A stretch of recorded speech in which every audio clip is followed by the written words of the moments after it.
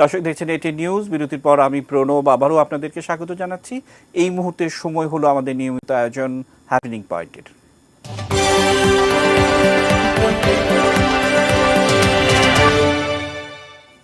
দর্শক, আমরা এই বছরের একেবারে শেষ প্রান্তে, অর্থাৎ আর মাত্র একটি দিন পাবো, তারপরেই নতুন বছর উদযাপন করব এবং এই বছরটিকে যেভাবে বাঙালিদের মাঝে আসার কথা ছিল, এসেছিল, কিন্তু কোভিড-19-এর কারণে অনেক কিছু স্থগিত করতে হয়েছে।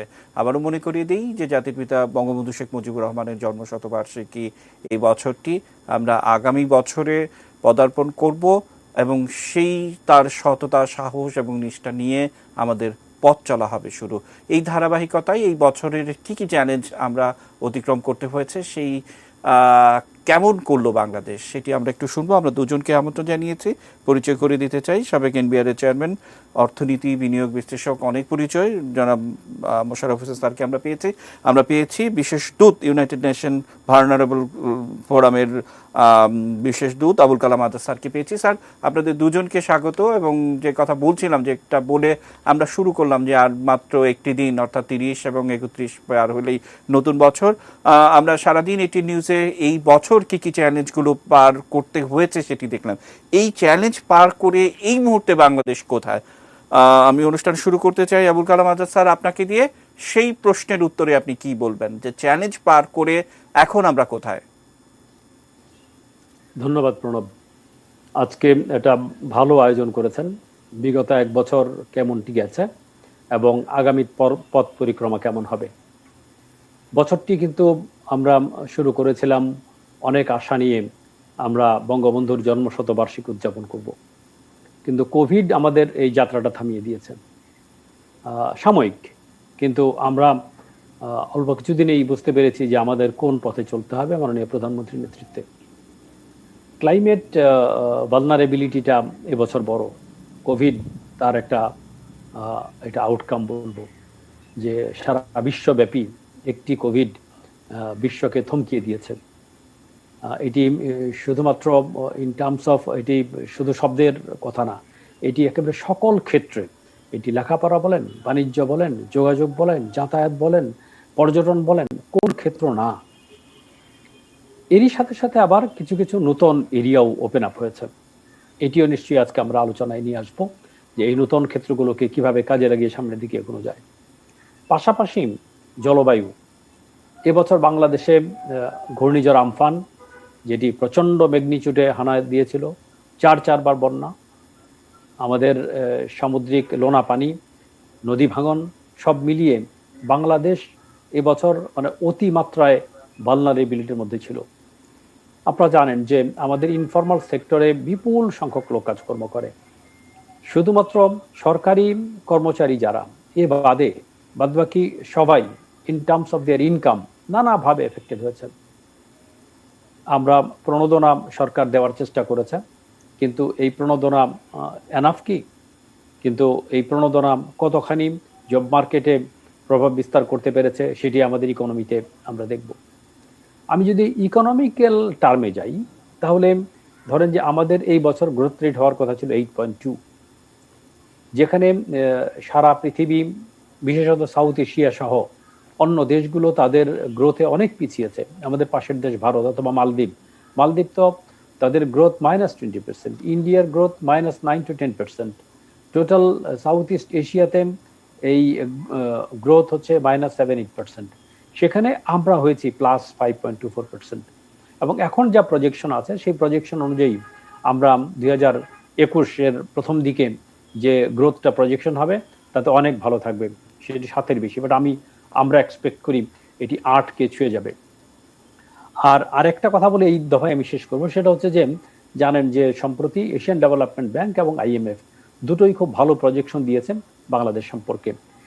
এই ধাপে শেষ করব ওইটুকু বলে, সেটা হচ্ছে যে জাতিসংঘ এই মাসের 15 তারিখে হিউম্যান ডেভেলপমেন্ট ইন্ডেক্স যেটি প্রকাশ করেছে, বাংলাদেশ 2 ধাপে গিয়েছে।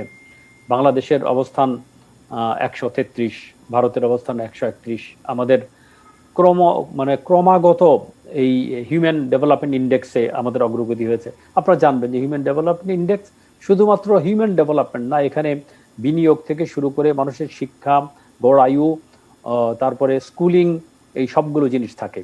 এই সবটা মিলিয়ে কিন্তু বাংলাদেশের অগ্রগতি এবছর হয়েছে চমৎকার। আমি শুধু এই ছোট্ট দুটো ফিগার দিয়ে এই দফায় শেষ করব।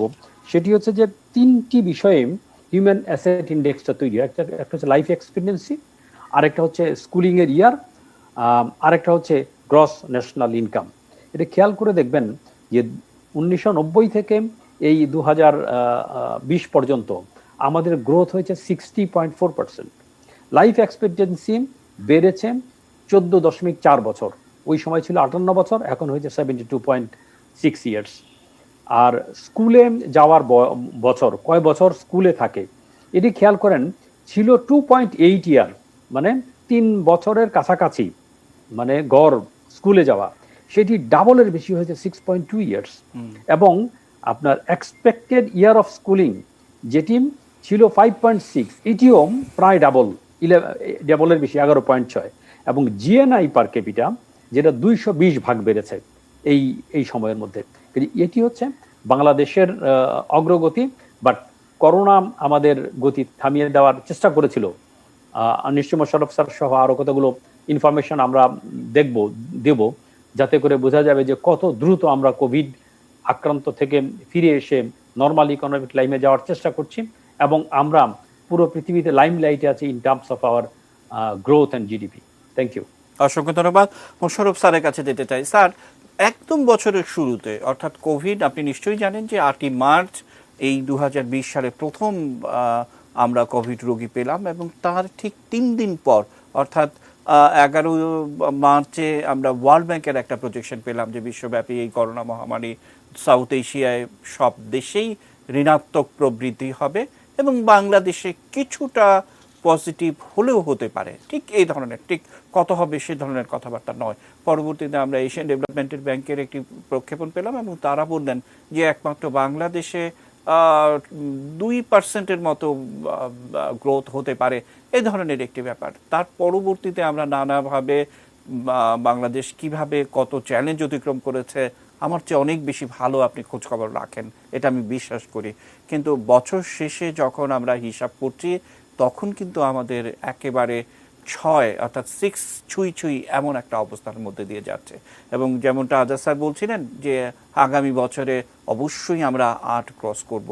আবার এই বছর পদ্মা সেতু নিয়ে আপনার সঙ্গে তো আমরা সরাসরি কথাই বলেছি। সব কিছু মিলে এই যে চ্যালেঞ্জগুলো অতিক্রম করা, এটাও তো এক ধরনের সক্ষমতা। সেই ধারাবাহিকতায় কি যোগ করবেন মোশাররফ স্যার? ধন্যবাদ আপনাকে জনাব আবুল কালাম আজাদ, চমৎকারভাবে বাংলাদেশের অগ্রগতির চিত্র তুলে ধরেছেন। এর সাথে আমি একটা জিনিস যোগ করতে চাই। সিইবিআর একটা থিঙ্ক ট্যাঙ্ক, ওরা ভবিষ্যৎবাণী করেছে যে বাংলাদেশ 2033 সনে পৃথিবীতে 25তম অর্থনীতি হবে, 25তম উন্নত অর্থনীতি হবে, বর্তমানে যেটি আছে 40 কিংবা 41-এ।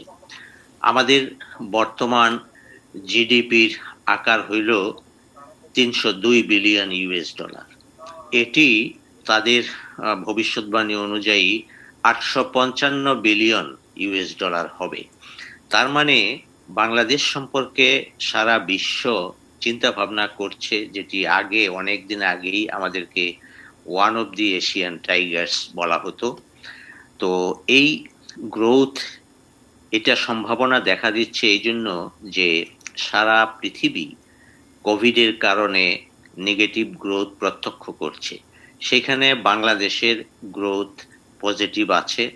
আমরা খুব বেশি গর্ব করতে চাই না যে আমাদের যে কোভিডের আগে 8.2 ছিল যেটি, সেটি আমরা আশা করেছিলাম যে 20 সন কিংবা 21 সনে এটা 9-এ নিয়ে যাব, কিন্তু সেটি হয়তো হবে না। কিন্তু নেগেটিভ গ্রোথ তো মোটেই হবে না। এবার যেরকম 5.2 হয়েছে, আগামীতে আমরা 6 ছুঁইতে পারি হয়তো। তো এটি সম্ভব হয়েছে যে আমাদের দেশে দেখেন যে কৃষি উৎপাদনের দিক দিয়ে এই কোভিড মহামারীতেও আমরা খুব ভালো করেছি। কৃষির সাথে জড়িত মৎস্য, তারপরে আপনার দেখেন ভেজিটেবলস, সবকিছুতে আমাদের উৎপাদন খুব ভালো হয়েছে।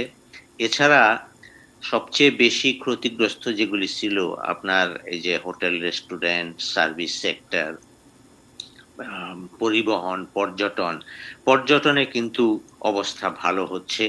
পরিবহনে হয়তো আপনার বিমান পরিবহনে আমরা এখনো, সারা বিশ্বই খারাপ অবস্থায় আছে, সেটিতে আছি। কিন্তু আরেকটি জিনিস আপনি চিন্তা করে দেখেন যে আমাদের মেগা প্রকল্পগুলি কিন্তু খুব ভালোভাবে এগিয়ে যাচ্ছে। পদ্মা সেতুর কথা আপনারা বলেছেন, তারপরে আপনার ডিপ সি পোর্ট, পায়রা সমুদ্র বন্দর, মাতারবাড়ি বিদ্যুৎ কেন্দ্র, এরপরে আপনার এলিভেটেড এক্সপ্রেস ওয়ে, তারপরে আপনার টানেল, কর্ণফুলী টানেল, প্রত্যেকটার কাজ যথাযথভাবে এগিয়ে যাচ্ছে। এটির কারণে হলো কি যে এমপ্লয়মেন্ট অপরচুনিটিসটি আমাদের অক্ষত রয়েছে। আমাদের দেশের মানুষ কিন্তু অনাহারে কেউ নাই। যাদের একেবারে এমপ্লয়মেন্ট নাই তাদেরকে সরকার প্রণোদনা, সোশ্যাল সেফটি নেটের অধীনে খাদ্য সামগ্রী দিচ্ছে। আরেকটি জিনিস আপনি লক্ষ্য করে দেখবেন, সারা পৃথিবী দেখছে সেটি, আমি এই দেশে আছি, আমি অনেক সময় এটার প্রশংসা শুনি যে মাননীয় প্রধানমন্ত্রী রোহিঙ্গাদের আশ্রয় দিয়েছেন। এইখানে 12 লাখ রোহিঙ্গা আছে। আর সম্প্রতি যেটি করা হয়েছে যে সরকার ভাষান্তরে তাদেরকে স্থানান্তর করছে একটা অংশকে আর কি, সেটা বিরূপ সমালোচনা হচ্ছে না জেনে। আপনি চিন্তা করবেন যে সরকারি টাকায় তাদের স্বাচ্ছন্দ্যে থাকার জন্য ইনফ্রাস্ট্রাকচার থেকে শুরু করে হাসপাতাল, মসজিদ, বাসস্থান, তারপরে তাদের জীবিকার সুবিধা সমস্ত কিছু করে দিয়েছে এইখানে আমাদের সরকারি টাকায়। কাজেই যদিও তাদেরকে আমরা চাই না যে এখানে তারা থাকবে, কূটনৈতিকভাবে চেষ্টা করা হচ্ছে যে তারা যেন তাড়াতাড়ি দ্রুত ফিরে যায়, কিন্তু এটিও বাংলাদেশের একটি সাফল্য যে বিশ্বের জাতিসংঘ সহ অনেকে হয়তো সহায়তা করছে, কিন্তু এই সহায়তাটা ছাড়াও বাংলাদেশকে অনেক বিরাট একটা ধকল এই কারণে বহন করতে হচ্ছে।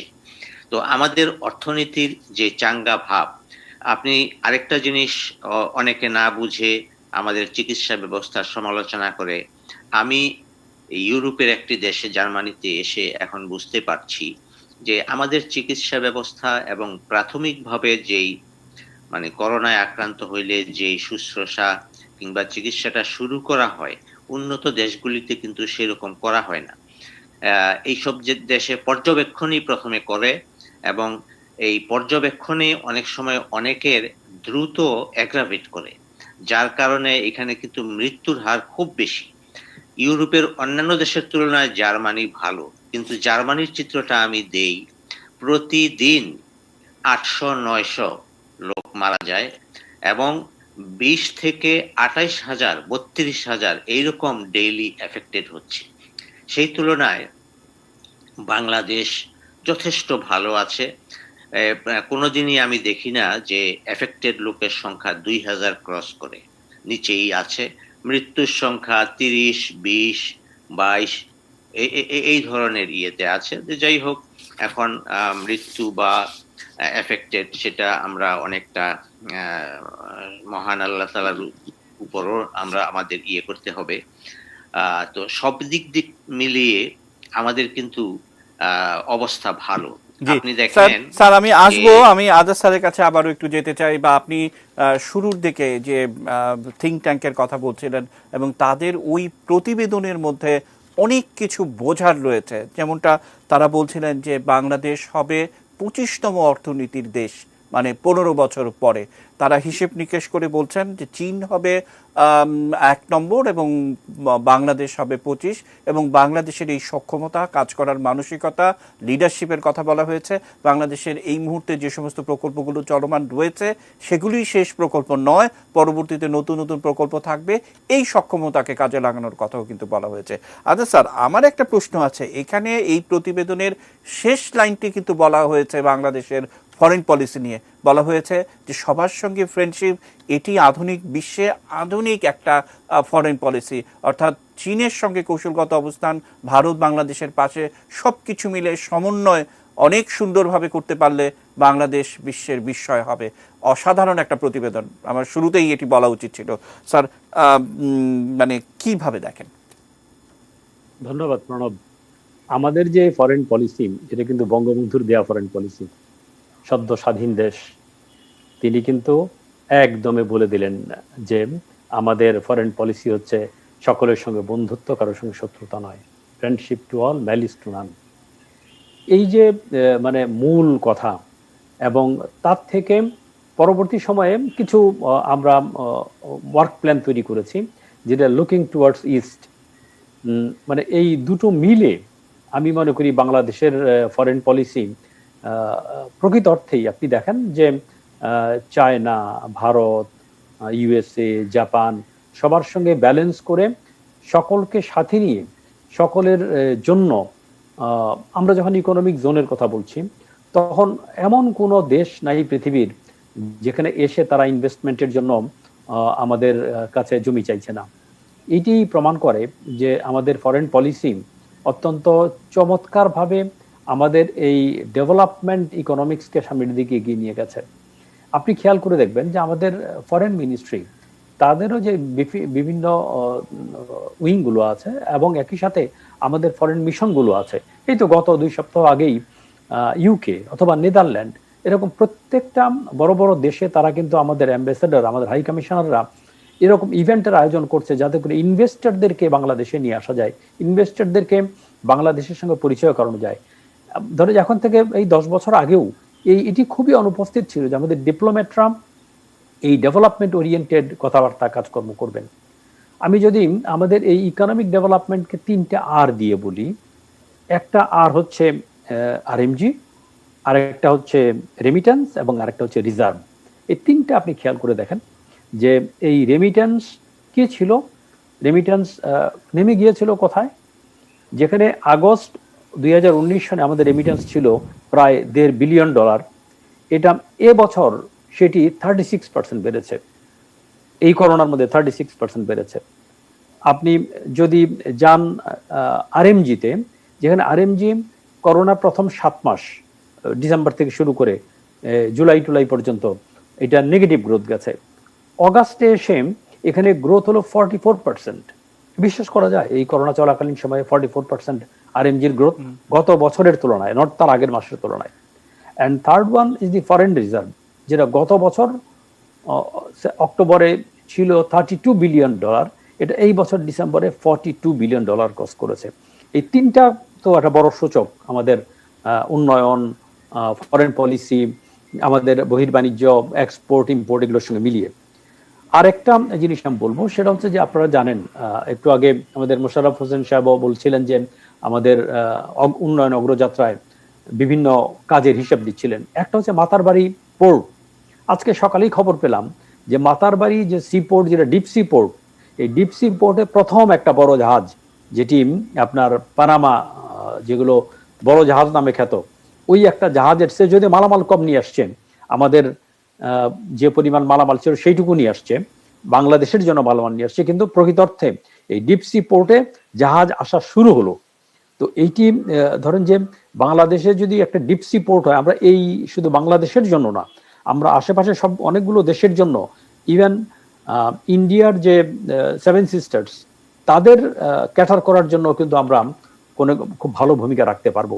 কাজেই আমাদের জিডিপি গ্রোথের কথা যদি বলেন, পদ্মা সেতু নিয়ে কথা হয় যে 1%, 2% জিডিপি গ্রোথ আমাদের এই শুধু পদ্মা সেতুর কারণে হবে।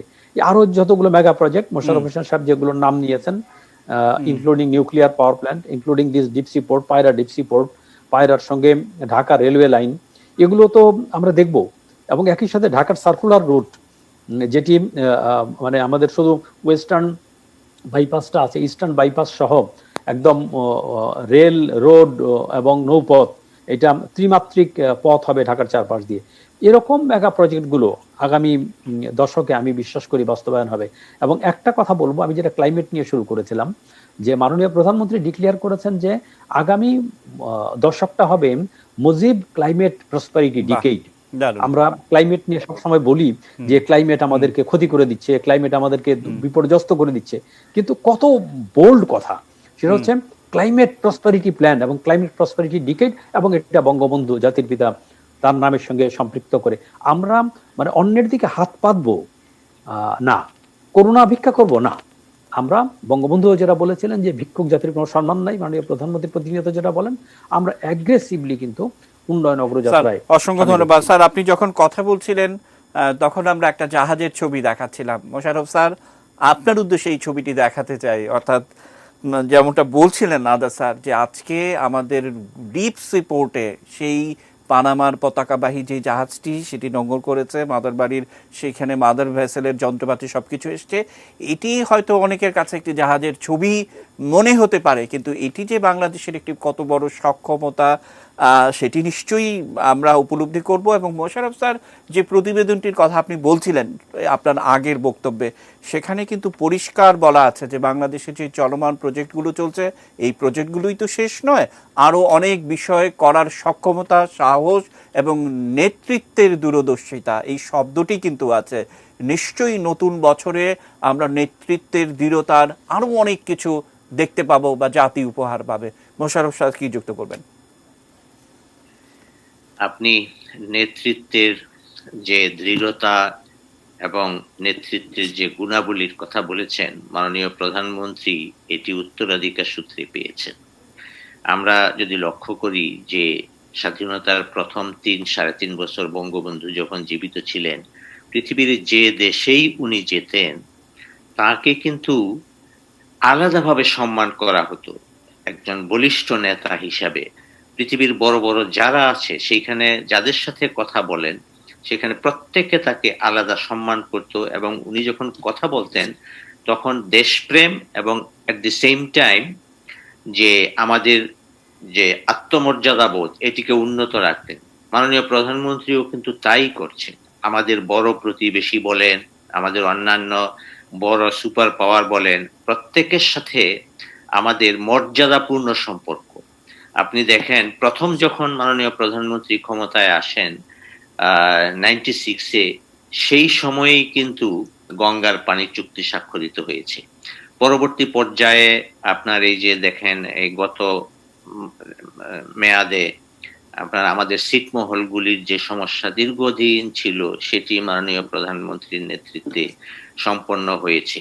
আমাদের সমুদ্র যেই বিজয়ের কথা আমরা বলি, সেটি আমাদের যে অ্যাকচুয়াল হিস্সা, আমরা সমুদ্রে যে পরিমাণ আমাদের প্রাপ্য মায়ানমার এবং ভারতের সাথে, সেটি আমরা সমাধান করতে পেরেছি। এবং একই সাথে আমাদের ভুটান, নেপাল, তারপরে বিমস্টেক, তারপরে চায়নার সাথে আমাদের সম্পর্ক, এই করোনা মহামারীর সময়ে অনেক দেশ, উন্নত দেশ চায়নার সাথে বৈরী সম্পর্ক করেছে।